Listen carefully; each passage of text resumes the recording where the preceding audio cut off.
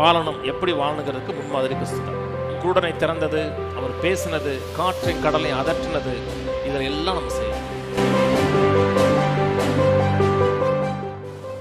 இயேசு முன்மாதிரியா இருக்கிறார் நமக்கு.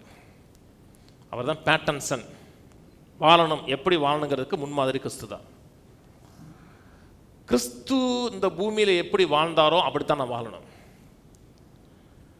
இயேசு எந்த ஒரு இடத்துலையும் யோசிக்கவே இல்லை. 20,000 பேர் சாப்பிட உட்காந்துருக்குறாங்க, சாப்பாடு கொடுக்குங்கிறாரு. யோசிச்சாரா? நம்மனா என்ன பண்ணுவோம்? ஆத்துமாவே கத்தரை சோத்திரை, முழு உள்ளமே பரிசுத்த நாமத்தை சோத்திரை, ஆத்துமாவே கத்தரை சோத்திரை, ஆமென். நம்ம போயிடுவோம், அவன் பெட்டி எடுத்து போயிட்டே இருக்க வேண்டியதான். அவர்கிட்ட பொருளாதார லேக்கே கிடையாதுங்க, பொருளாதார குறைச்சலே கிடையாது. ஏராளமான காசு இருக்கு. ஏராளமான காசு இருக்கிறதுனால எல்லா தேவைகளையும் சந்தித்து ஒருத்தன் கையில் பணப்பையில் போட்டு வைக்கிறாங்க. ஒருத்தன் இருந்தாங்க, அவனுக்கு வேலை என்னன்னா ஆண்டவருடைய காசை தூக்கிட்டு போகிறது தான் வேலை. என் காசை நான் பர்ஸில் தான் வச்சுருக்கிறேன், தூக்கிட்டு போகிற அளவுக்கு நான் பெரிய ஆள் கிடையாது.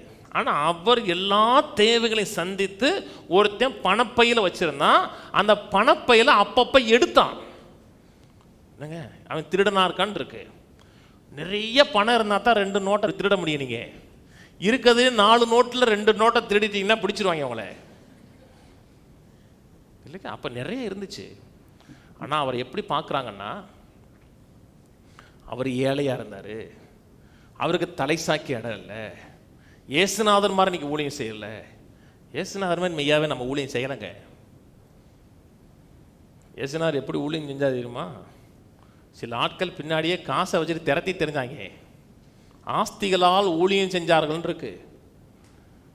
பணம் அவசியமா? அவசியம். உங்க கையில் இருக்கணும். தப்பான வழிகள் பணம் சம்பாதிக்கிறது தான் தப்பு. ஒரு ஆர்ஃபனேஜ் நடத்துறீங்க, அந்த அநாத பிள்ளைகளுக்கு கொடுத்த காசை எடுத்து நீங்கள் பென்ஸு கார் வாங்கினீங்கன்னா தப்பு. அது மதியீனம். அதுக்கு கண்டிக்கத்தக்கது, தண்டிக்கத்தக்கது.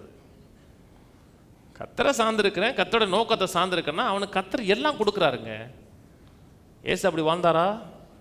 ஏசு நிறைவாக வாழ்ந்தார், குறைவு இல்லாமல் வாழ்ந்தார். அவரோட வாழ்க்கையில் எந்த பகுதியிலையும் குறைவு கிடையாது, பரிபூர்ணமாக வாழ்ந்தார், சம்பூர்ணமாக வாழ்ந்தார். யோவான் 5 இயேசு எப்படி ஊழியம் செஞ்சார்னு சொல்லப்பட்டிருக்கு. இயேசுடைய ஊழியம் அற்புதமானது, ஆச்சரியமானது. பிணியாளை சுகமாக்கினார், மரித்தோரை உயிர்ப்பித்தார், குருடர்களை கண்களை திறந்தார், முடவர்களுடைய கால்களை நடக்க வைச்சார். ஆவியின் வல்லமை என்னோட வாழ்க்கையில் பரிபூர்ணமாக இருந்தது. அவர் ஊழியம் செய்தது போல நம்ம செய்யணுமா? செய்யணும். அவர் வாழ்ந்தது போல வாழணுமா? வாழணும். அவர் செய்த சில காரியங்களை நம்ம செய்ய முடியாது. சிலுவையில் மரிச்சார், நம்ம மரிக்க முடியாது. ரத்தம் சிந்தினார், சிந்த முடியாது. நரகம் போனார், போக முடியாது. பிதாவின் வலது பாசத்தில் உட்கார்ந்து நமக்காக வேண்டுதல் செய்கிறார், இதெல்லாம் செய்ய முடியாது. ஆனால் குருடனை திறந்தது, அவர் பேசினது, காற்றின் கடலை அதற்றினது, இதில் எல்லாம் நம்ம செய்யணும். யோவான் 14 சொல்றாரு, என்னை விசுவாசிக்கிறவன் நான் செய்த கிரியைகளை செய்வான், நான் செஞ்சதையும் செய்வான். அப்போ கர்த்தர் எதை பற்றி மனதில் வச்சிருக்கிறாரு? விருத்தி தான் மனசை வச்சிருக்கிறாரு.